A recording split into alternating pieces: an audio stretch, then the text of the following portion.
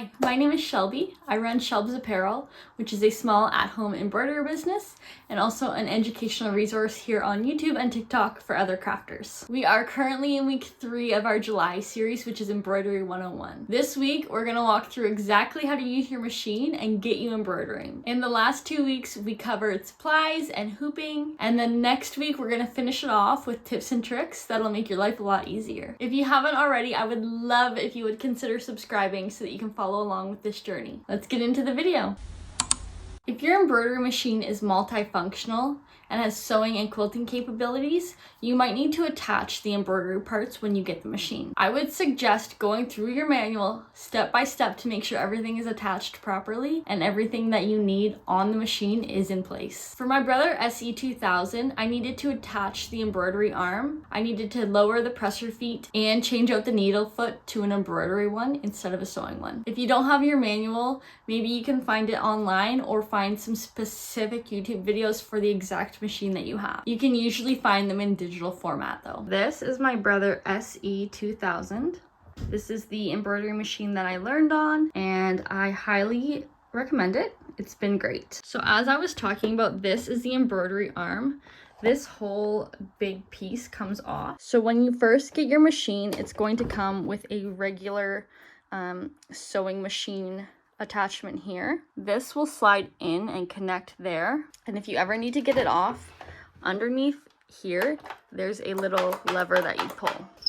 So you just slide it on and it clicks. On the back here, this is how you lower your little teeth down. If it's set over here, these little teeth will be grabbing at material and you don't want them to get caught in the hoop. So you're gonna need to lower the teeth underneath the level there so that it's smooth and they won't be catching anything. It will come with a regular sewing machine foot here if your machine does that. So you need to switch it out for an embroidery foot, which looks, if you know anything about quilting, it looks like a free motion quilting foot. There's a little black flathead screw right here. If you loosen this, you can change the actual needle. You probably want a 75/11 to start embroidery. And if you look over here, there's a flat head screw there. If you loosen that, your pressure foot will come off and you'll be able to attach your embroidery foot over top of this screw here. If you don't plan on using pre-wound bobbins, you'll need to wind them yourselves. This is a really easy process and I'll show you exactly how to do it. Now, winding a bobbin on any machine will be relatively the same. So there'll be diagrams for where you're gonna wind it. There will be a little circle disc that your thread is gonna go around that keeps the tension. Then you put your bobbin on to your winder and push it over. That puts your machine into bobbin winding mode instead of the needle. Once you get your thread threaded in the path that the bobbin pictures go, most machines you would put it up, the little tail up through the hole, and then put it on and hold the tail while it's started. But for this particular machine, you thread it through the bottom. It just has you wrap it around the bobbin a couple times. And then that excess little tail will get cut off through this little slit. I'm gonna push it over. Once it's in bobbin mode, this button here turns orange. That's what I push to wind it. If you have a presser foot, you can push the presser foot down and that'll wind the bobbin.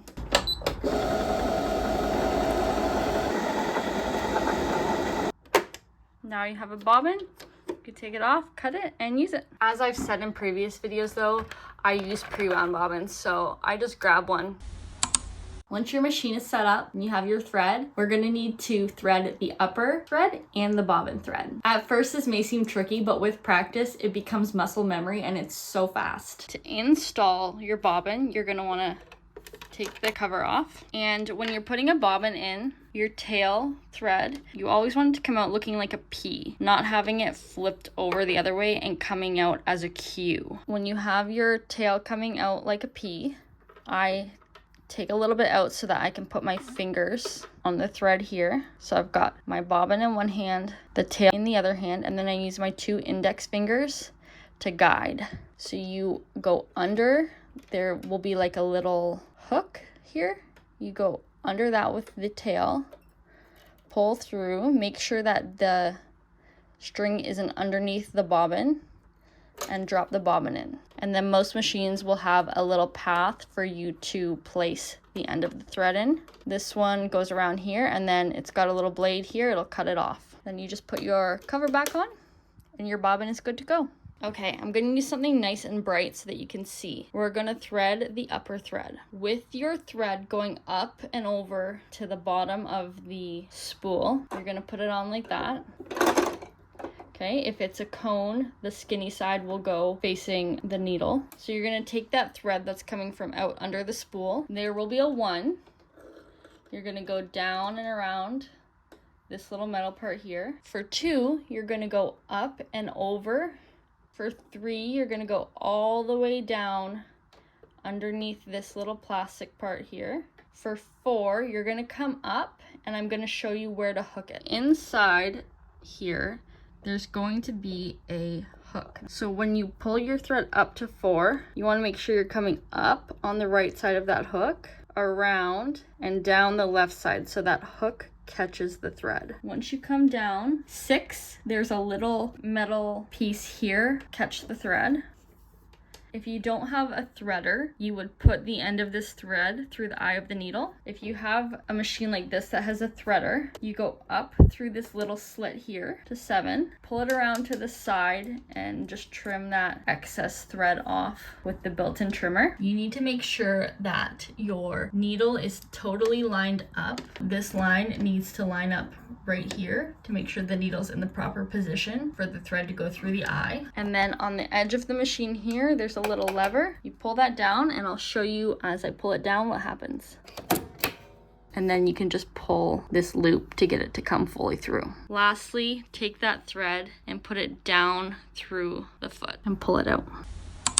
Every brand of machine will have its own specific interfacing in the screen, but they should all have relatively similar features on them. You should be able to select your design, edit it, move it around, and then embroider. So I'm gonna quickly just walk you through the brother interfacing. If you don't have a brother, you can skip this part and find a video that goes over your specific machine. When you turn the machine on, it's gonna pop up a little screensaver here. Click it.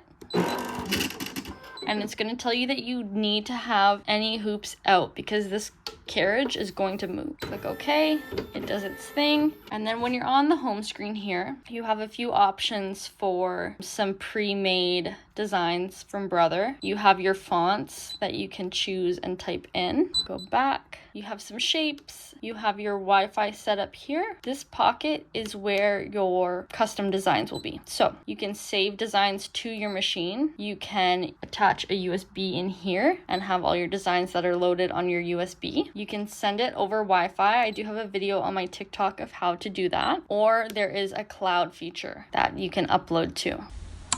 To attach the hoop, you're going to need to carefully slide it underneath the needle while the presser foot is up, and then align the pins on the side so that you can push it down. I would suggest practicing with something thin because once you get into bulky sweaters, it can be a little bit tricky to kind of get the sweater underneath that small space of the needle. It works, but it'll take some practice. So let's start off small. For attaching, we're going to go underneath the foot here. There's not too much clearance, so it can be tricky to get bulky things under, but you go under the foot, line up these pins here with the little slots on your hoop.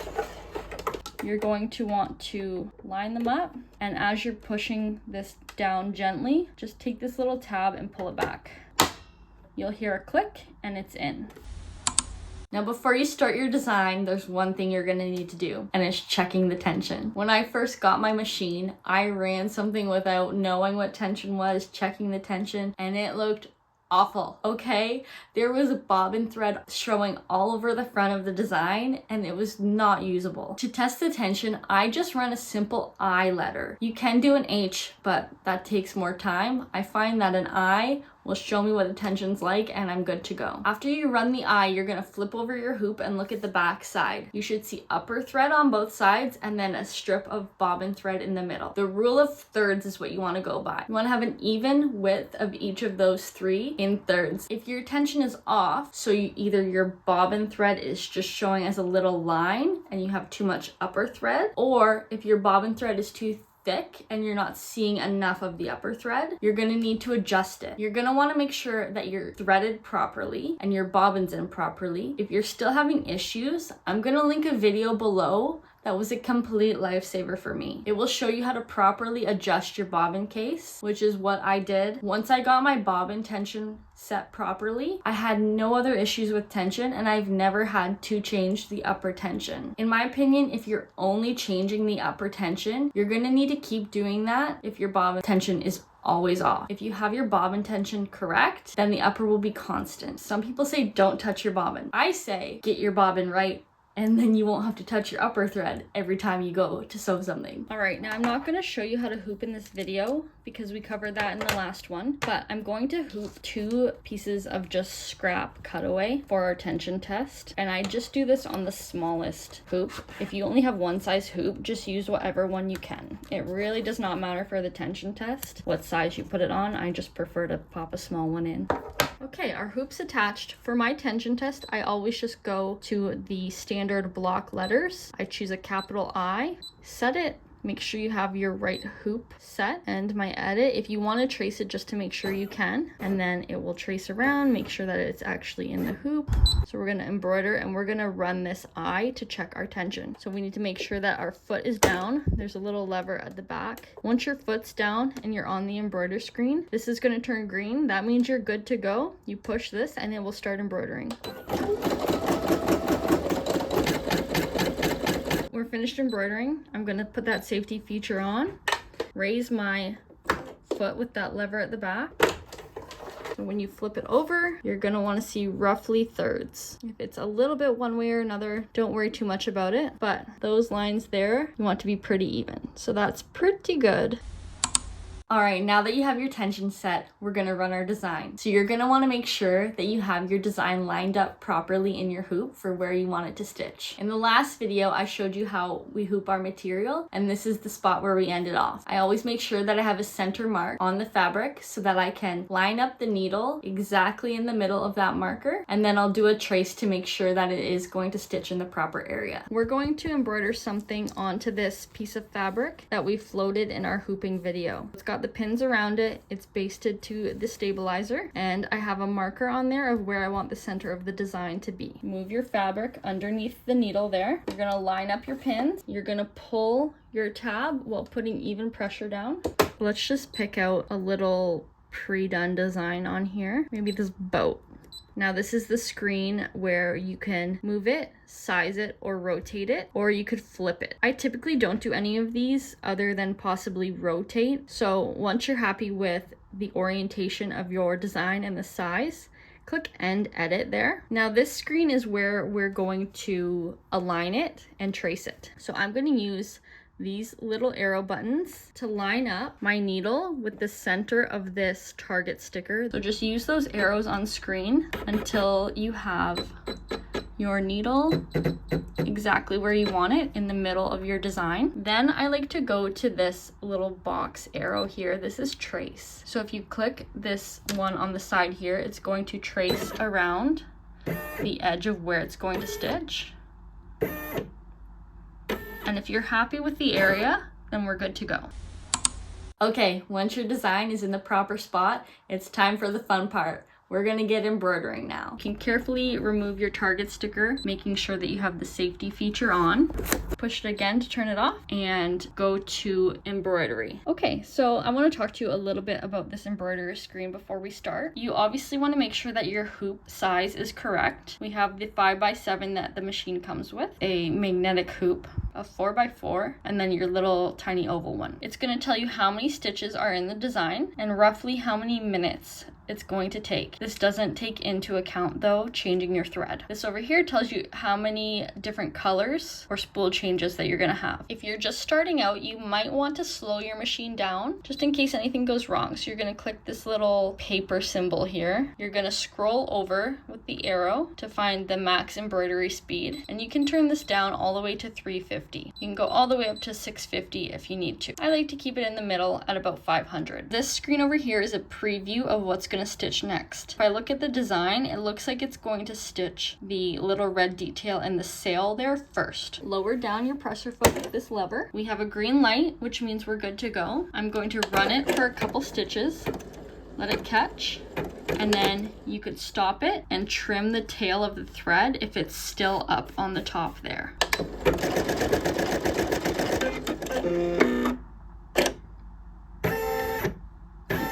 Position itself. We look back at our screen, we have that many stitches finished. We're on spool number 2 out of 4. So the next one we're gonna do, if we look over here, is a lot of that sail detailing and a little bit of the front boat. Put on your safety feature. You can take your thread out. Make sure your presser foot is up so that the thread will slide out easily, and then you can rethread your next color. So we're going to take our lock off, lower the presser foot again. We're on green. We're good to go for the next color. Run it a few stitches, stop it, raise the foot, and then just trim this tail here. Lower it back down and start it back up.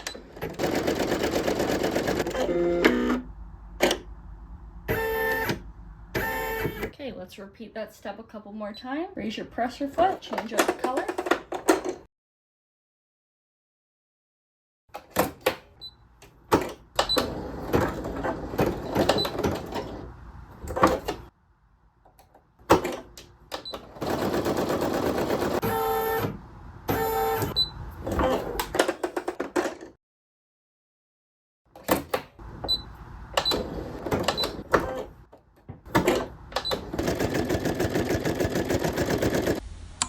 Congratulations on running your design. I hope it went smoothly, but if it didn't, don't stress. Every mistake, every mess up is an opportunity to learn and grow, and you're not gonna learn and be able to troubleshoot your designs if you don't mess up a lot. Never beat yourself up over something that goes wrong. Everybody that has done embroidery knows that they have had many screw ups along the way, and that's the only way you get to where you are. Now all we have to do is take the hoop off and then trim and singe the back and the front threads. Our design is finished. We can click OK. We can turn that safety feature on, lift our presser foot, and to get the hoop out, all you're going to do is pull on this little tab and then use your hand to lift the pins out here. So pull the tab and then lift the pins out. Now your hoop is loose, your presser foot's up, so you can just slide it right out under there. So all you're gonna do is take your pins out if you have them in there, loosen your hoop with the screw at the bottom, hoop off.